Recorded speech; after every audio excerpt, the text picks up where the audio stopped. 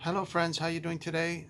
We are covering the Aquarian Gospel and trying to get through it. Today we're going to be covering page 106 to 156.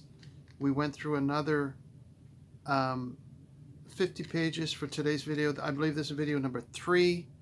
And you'll notice, I don't know if you can see that, but as I read through this book, every section as I turn the pages, I don't know if you can see, the pages tear out from the spine.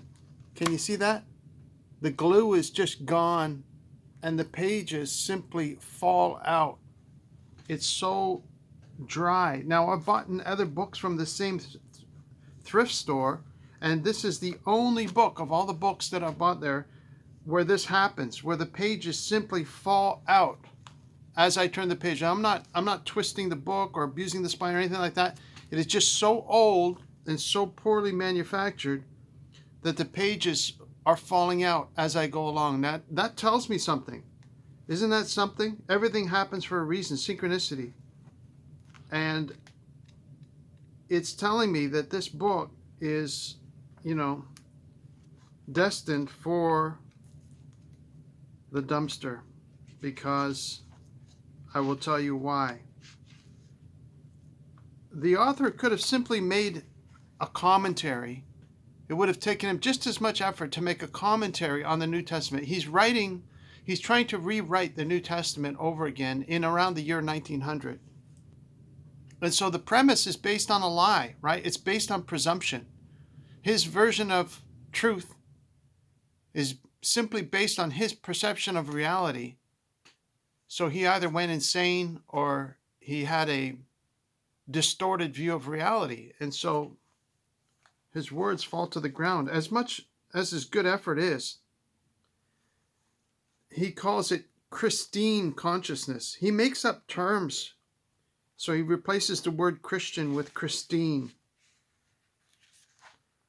That's on page 113. And he repeats it many different times. So I'll just go through quickly these 50 pages for today. It'll be a short video today. And to show you anything that jumped out at me from reading these 50 pages. In every land, the strong enslave and kill the weak. All kingdoms rise by force of arms, for force is king. This Jesus comes to overthrow this iron rule of force and seat love on the throne of power. So there's that idea of seating something again. It jumped out at me because that's a theme that I've encountered a number of times over this past few months. Seating, something that takes the seat of power within a person's life. It's either the will to force, where you have survival of the fittest, where you have the strong killing the weak, or you have love, allowing love to take its seat at the throne of power. So that particular commentary, I think, is valuable, right? You try and pull out what's valuable. Now, many people knew not who the speaker was. Another said, "Is not this Joseph's son? Does not his mother live on Marmion Way?" He goes and he mentions that the street that Jesus grew up on was called Marmion Way. Like, how does he know that? And he mentions it a number of times. He's got to repeat it. It's kind of gross, Beside the Sea of Galilee, the Christine Master walked, and multitudes of people followed him. So he likes to introduce these terms like the street Jesus lived on, Marmion Way, the Christine Master, he calls him. He's being pretentious and precocious by bringing up these irrelevant details that nobody could ever possibly know, that he claims to know because he's tapped into the Akashic record. Again, at page 130, he mentions the Christine Master. And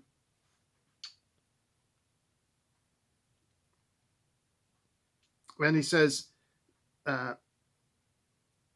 when the 12 disciples heard a voice, a still small voice, and just one word was said, a word they dared not speak. It was the sacred name of God. And Jesus said to them, "By this omnific word you may control the elements and all the powers of air." And of course, he doesn't go on to mention that word. It's an unspeakable word of the name of God.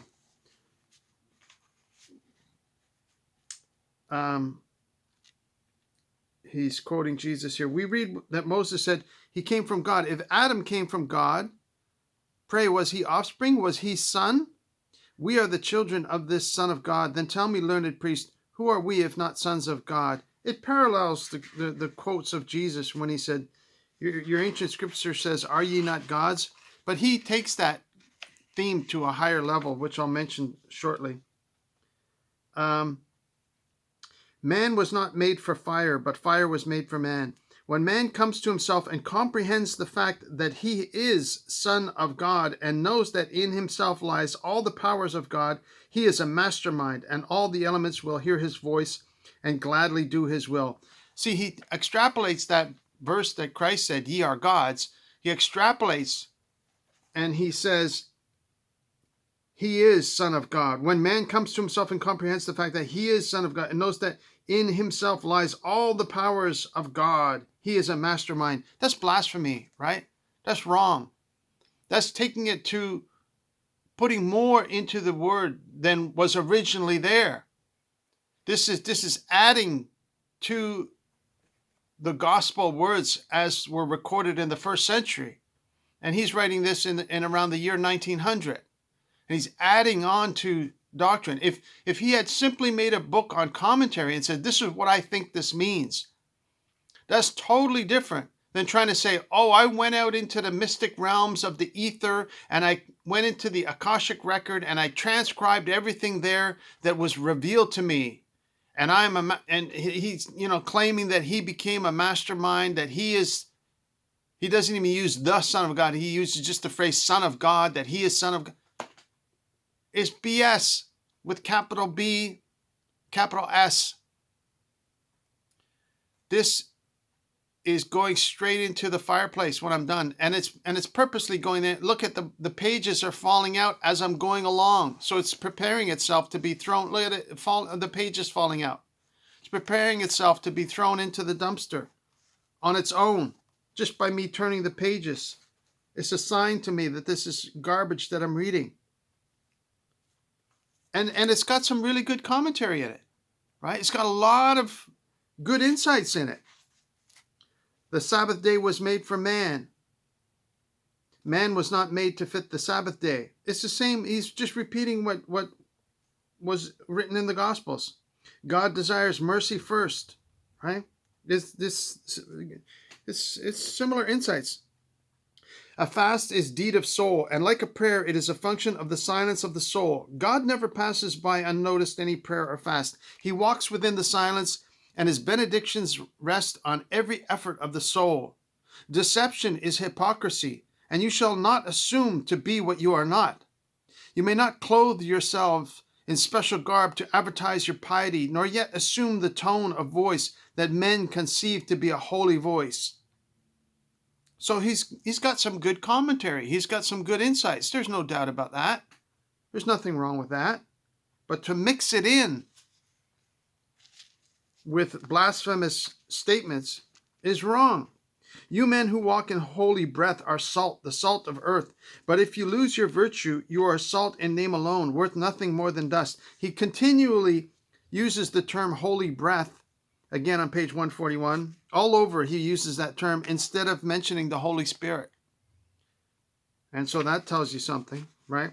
He prefers to use the term holy breath.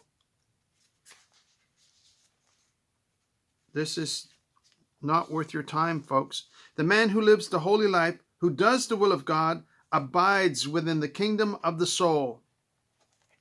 This is a nice insight. It'd be good for a book on commentary, right? And that's about the only few things that jumped out at me in these next 50 pages. Okay, a few more before we go.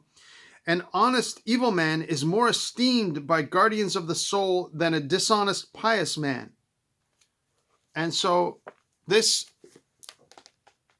is, I'm reading it for a purpose. There's a reason why that I was guided towards this particular gospel. And if anything, just to remind anybody who may be watching this out there that there is there are things that we should evaluate, right? We should evaluate them and say, is this true, or is this just the author's speculation?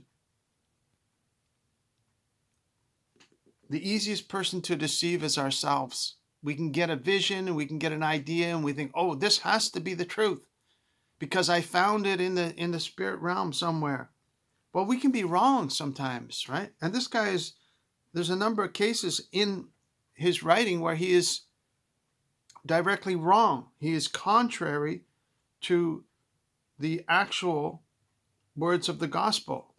And so it ruins the entire, Solomon said a small amount, just a little fly can cause the whole bottle of perfume to stink, basically, is what Solomon said. It only takes a little bit to ruin. And this is what he's done in this work, right? It's got some really good insights in it. It's got some nice commentary in it. But there's a couple of little flies in the ointment that if a person were to take that out of context and try and absorb that, it would lead to shipwreck. It would lead to chaos, disaster, blasphemy, failure, error, which we must guard against at all times. And so I'm reminded that I'm subject to error, that I need to be very, very careful with what I listen to, what I read, and protect myself from falling into too much error. I'm subject to error just like anybody else. I make mistakes. I back up and say, oh, gee, I probably shouldn't have done that. That was a mistake. I said the wrong thing. I hope that person forgives me. They might have misunderstood what I meant to say, but I ended up saying the wrong thing anyway. I shouldn't have done that. That was a mistake. And so we all make mistakes, and we can't try and pretend that we're without error. That's why we're dependent upon God every single day.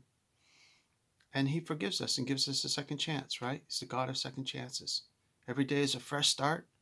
Every day is a new opportunity to have the best day of our lives. And I pray that you have a good day today too, wherever you are.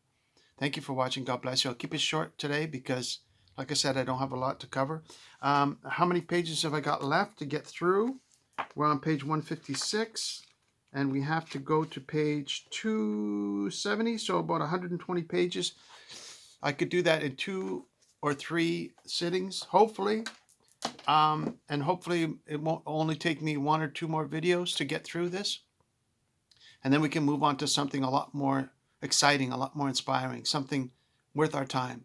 So thank you for watching. God bless you. I pray whatever you're working on, whatever you're doing, that you're blessed and happy. Have yourself a fantastic day. Thank you for watching. God bless you. We'll talk to you again real soon, okay? I love you. Take care. Have a wonderful day. Bye now.